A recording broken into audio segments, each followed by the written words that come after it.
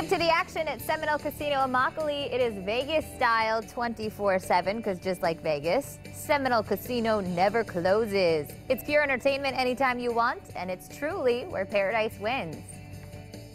Almost every single marriage will go through difficult times, but the secret is finding out how to come out stronger on the other side. Here this morning with some great advice and to invite you to a special seminar coming up is Wes Furlong, lead pastor at Cape Christian Fellowship. Good morning. Welcome back. Yeah, it's great to We've be back. missed you. It's been a while. So this is pretty interesting, and I think it's so true that I don't care how good your marriage is, I think they're all bound to hit some rough spots, some rough patches, right? Yeah. So we're not alone. No, it's really the challenges we face aren't that unique. It's really how we walk through them and really navigate some of those tough patches. What are some of those common mistakes that you see that couples make? And I know there's a few of them. Yeah, I think of it like landmines. I mean, when you get to those passages, it's like how you walk is so important. And some of the landmines to avoid are things like toxic emotions. You know, emotions like shame or fear or resentment, bitterness. I mean, if we allow those to seep in us too much, they become like jet fuel, fueling our decisions. I mean, toxic emotions are something to avoid. You know, when it comes to fear, we fear things we know, we fear things we don't know.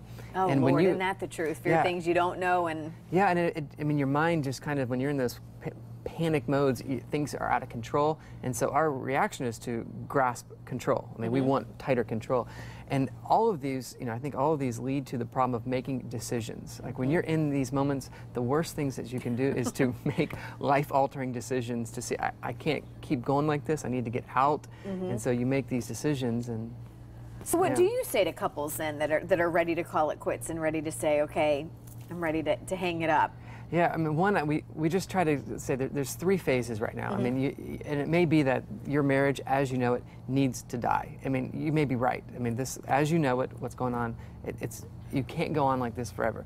But that's not the same thing as to say that you should be getting divorced, right? I mean, so what we say is there's three stages to walk through. One is first stabilization. Stop the downward spirals. You know, just forget life-altering decisions, forget the future, just stabilize. Stabilize. And then go through a period of forgiveness, of figuring out what has been happening up to this point that we need to deal with and bring. Is that the hardest step, you think? It's not a one-time thing. It's a process. and it's hard because you have to face each other and you have to face the truth. You have to bring what's in darkness into the light. But to be able to walk through a process of forgiveness can bring you to a place where you can look objectively a little bit more at the future and say, you know, can we do this? And a lot of times if couples walk through that process, the answer is yes. Okay. And then that last step, did we get to because it's stabilize, forgiveness? And then reconciliation. That really deals with the questions of the future. Is, you know, it may be that things in the past really do need to change and things need to flatline, but now what does the future hold? And it really can be a new marriage can emerge out of the ash heap of what's happened. Well, and I love that you said, you know, a lot of people, I think couples do think, okay, my marriage is not working, but they automatically assume that they have to go to divorce. But yeah, maybe your marriage isn't working, but there's certainly a different way you can go about your marriage. So just, I love that idea of thinking that way, of changing that way of thinking. Talk about some research that was done here that I found fascinating, you were telling me about, and when people kind of maybe chose the divorce route and then did not. It's extraordinary. So the National Survey of Households followed thousands of couples who ranked their marriages the lowest possible ranking. I mean, they say, we couldn't be more miserable than we are right now. And the only thing they did was follow them for 5 years. And they found that 78% of the people who ranked their marriages as a 1 on a scale from 1 to 5, 78% that stayed with it ranked their marriages as a top 4 or 5, happily married 5 years later. And, you know, a lot of people have been trying to figure out why this is, but the moral is if you stick it through, either you'll be able to accept some things, things will change on their own, you can change some things, and the combination therein really, and you just, when you're in the moment, you can't see that. And so that's... And people assume that when you divorce, you're just going to be that much happier.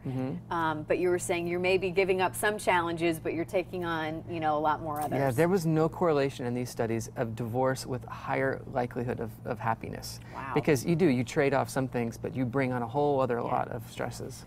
Well, we have a minute left here, and there is a great event coming up at your church. I'm so excited that this one particular gentleman is going to be here. People can hear him speak. Tell us about who is coming. This is big. It is, yeah. We're excited. We're bringing Dr. Gary Chapman in, who has written the 5 Love Languages and a lot of other great books. That's probably one of the most popular books, I think written on marriages and love. Yeah, and it's helpful. It gives couples kind of, and we tend to give what we like to receive. And he kind of gives a paradigm saying, actually, we need to love each other as they need to be loved and find out how to do that. And yeah, it's a great tool. And so we're bringing him in for a marriage. Is he going to talk about that book in particular, or what's his kind of series going to be focusing on? Yeah, the conference is called Stronger. And so he's going to look at the traits of marriages that create strength. And so it's going to be a lot of encouragement, a lot of looking at here some foundational Should any principles. couples, no matter where, if they're wanting to call it quits, or if they are happily, you know, living their happily ever after right now, would you encourage all couples to go? I would, across the whole spectrum of saying we're going to give this one last-ditch effort to newlywed couples who are just starting and want a strong foundation.